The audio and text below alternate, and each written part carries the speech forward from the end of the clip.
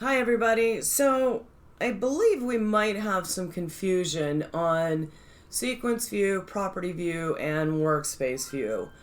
And so, I want to kind of go over that and see if we can clarify some things.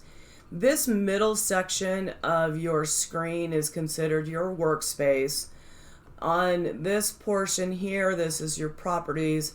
This is where we're going to determine the stitches, the stitch type, different things like that. And your sequence view, this is where your design is going to tell you how things are stitching. So I believe back in January we went over this, but just to do a quick review, I want to cover this again because I believe there's some confusion that needs to be clarified. So in your preferences box, I want you to go into your grids, or no, I'm sorry, your view.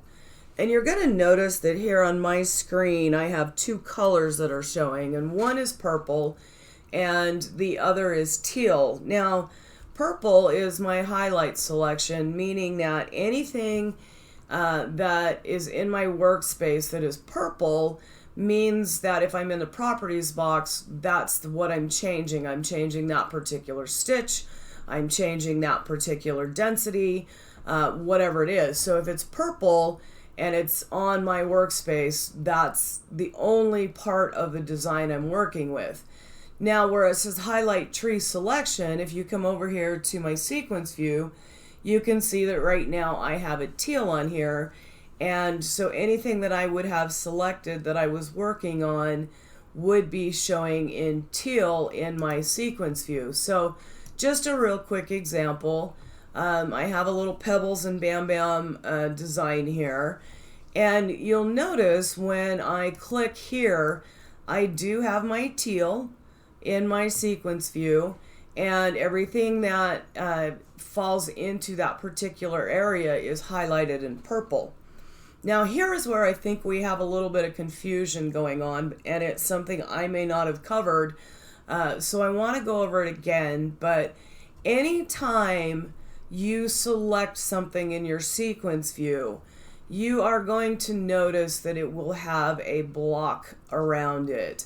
And that block will have four corners with little squares, and inside that block will have little squares in the middle of the block as well. You'll notice right here that I have, if I click on this, I can actually tilt the design.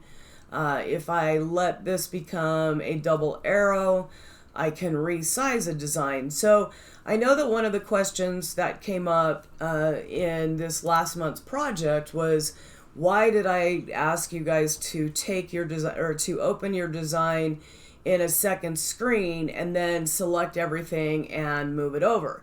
There is good reason for that. I know it feels like it's an additional step, but the reason I do that is because if I take this over to another screen and I realize that it's too big, now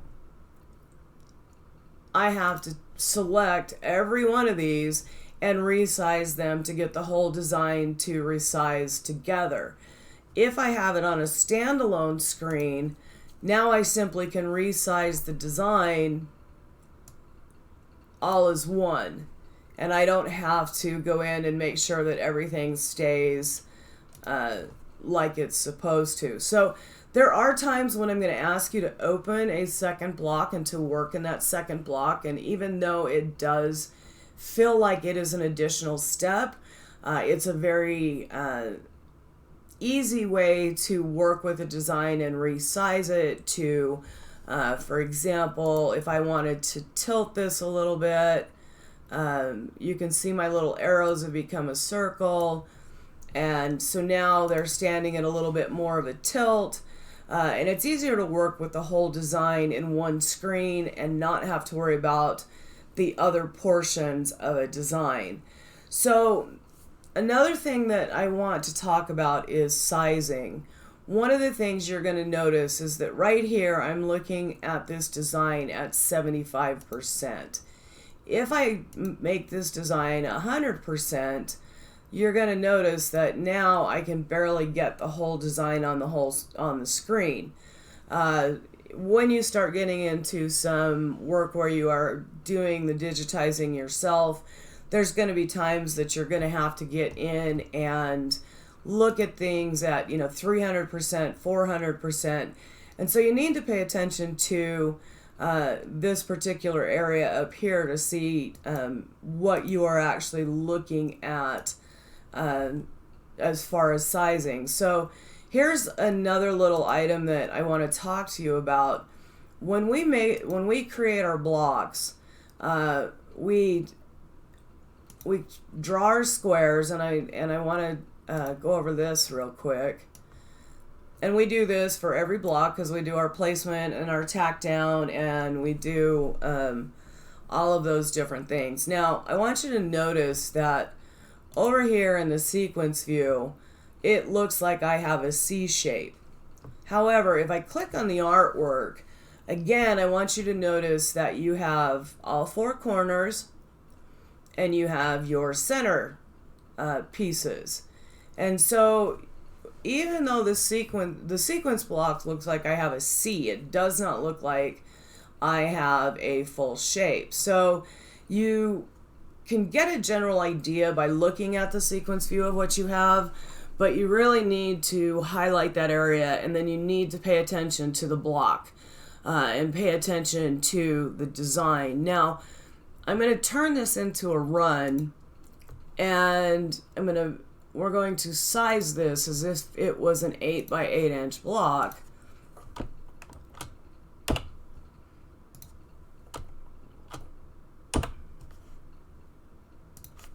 Now, in this particular case, I want you to notice that we're at 75% as far as the view, so we can see the entire box. However, over here in the sequence view, we've gone from, the appearance of having a C shape to an L shape. That is not the case. The case is that we do have a square, and you can tell that because you have all four corners and all four middle pieces. So your sequence view will give you a general idea, but it may not give you an accurate idea on what you're dealing with, because you'll notice if I take this out to 100%, I still show as a C shape, but now I can't see the whole square. So as we've worked through projects, I've had you guys set your block type and then change your percentage view, and that is the reason that I do it. The big key that I want to get to is remember that you have your workspace, you have your sequence view, you have your properties. Your sequence view is great. It'll give you a general idea, what's going on, but when you want to work with something, you have to pay attention to where these squares are. Now, one of the concerns that actually came up was, why did I take this into another screen? So I kind of want to address that real quick. So let's take this particular design again, and this is the design that we want to embroider. So I'm going to select this, and I'm going to copy. So now I've got the whole design, and I'm going to bring it back in, and I'm going to put it in my my block. Now, I want you to look in the sequence view, and I want you to see all of these teal pieces. So right now, this whole design is selected. So if I want to resize Pebbles and Bam Bam right now, I can do that using the little four corners on this particular design.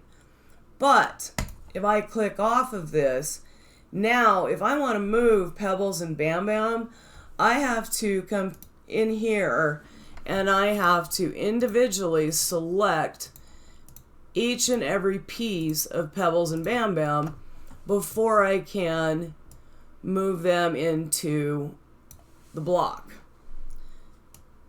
So a lot of times when I ask you to go to a secondary screen, the reason that I do that is because if you get it into here and you go, holy crap, this is way too big or way too little, gives you the ability to come over here and say, okay, what do I need to change as far as size?